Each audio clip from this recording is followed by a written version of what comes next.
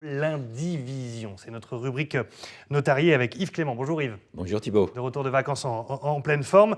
L'indivision, si on essaie de la résumer simplement, c'est en fait quand on détient un bien à plusieurs propriétaires, on va dire. Absolument. Voilà. C'est être à plusieurs sur un même bien. Ça peut être un, deux, 1 et 9, 10, 50. Voilà, enfin, c'est plusieurs sur le même bien. Ça n'est pas le démembrement. C'est pas usufruit nu propriété. Mhm. C'est bien chacun une part entière. C'est ça l'indivision. Chacun détient une quote-part, Une que ce soit un quote-part tiers, un quart d'un bien. pour Essentiellement immobilier, souvent parce que le reste, on arrive à trouver des solutions. tout ça dans le but d'acheter en commun un bien immobilier. Dans quel cas, du coup, se révèle nécessaire d'avoir peut-être... D'acheter ou de recevoir par héritage ou par donation. Tout ça, ce sont des situations qu'on vous impose. Il y a celles qu'on choisit quand on est deux, un couple, et qu'on va acheter un bien parce qu'on n'est pas encore marié ou parce qu'on a envie d'acheter un bien immobilier. Donc on va être en indivision moitié-moitié. Et puis il y a ceux qu'on reçoit parfois par héritage parce qu'on est 5 frères et sœurs ou des cousins et on va être une dizaine à hériter d'une grand-mère commune. Voilà. Et donc on se retrouve en indivision sur un bien et il faut trouver les solutions. Quand tout le monde s'entend, on va les trouver, on va vendre, il y en a un qui rachète la part de l'autre, tout ça s'arrange parfaitement. Si par contre on ne s'entend pas, là on rentre dans des procédures un petit peu plus complexes, prévues par la loi, mais qui n'ont pas toujours de solution. De toute façon, tout ça est très encadré. On a un exemple très précis d'Émilie qui nous a contacté par mail et qui nous explique simplement. Essayez de suivre l'histoire, mais voilà. Ma grand-mère est décédée ce 23 janvier. Elle avait 4 filles. Or, ma mère est décédée le 22 janvier, c'est-à-dire la veille du décès de sa grand-mère. Nous sommes donc dans l'indivision, mon frère, ma sœur et moi, pour représenter ma mère aux côtés de ses 3 sœurs. Il y a en héritage 2 maisons à coller, une à 70 000 euros et une autre à 130 000 euros. Comment se passe le rachat, sachant que l'une des tantes veut racheter à elle seule la maison à 70 000 euros?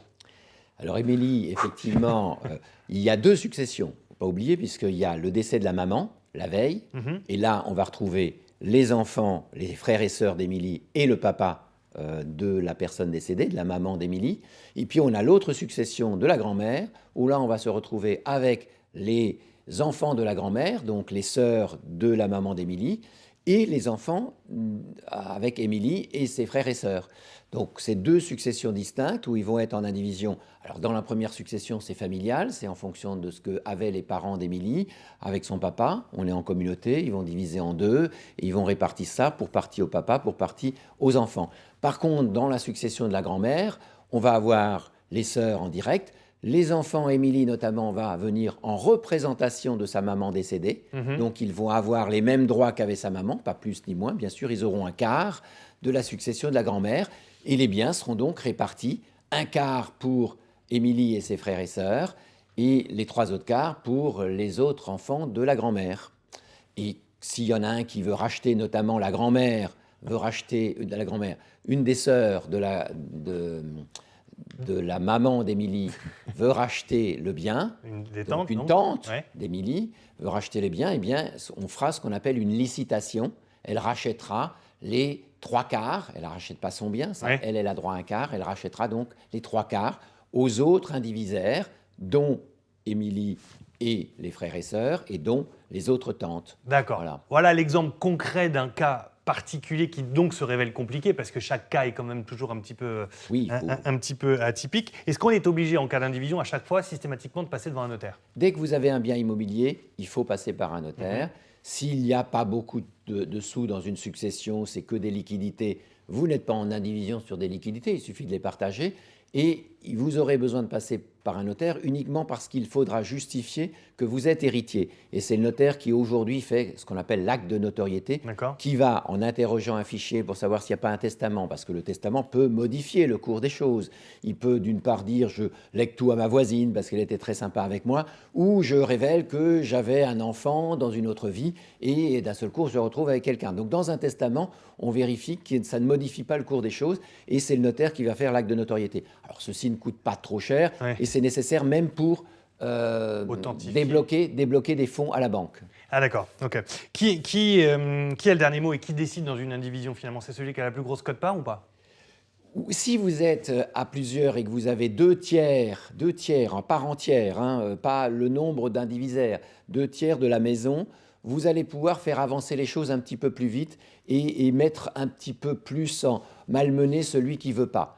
parce que là, la procédure sera un petit peu plus rapide, grâce au notaire aussi qui va notifier des choses, et on va pouvoir sortir peut-être un petit peu plus rapidement si quelqu'un veut vendre. Si vraiment quelqu'un ne veut pas vendre, la procédure est longue, c'est l'article 815 du Code civil.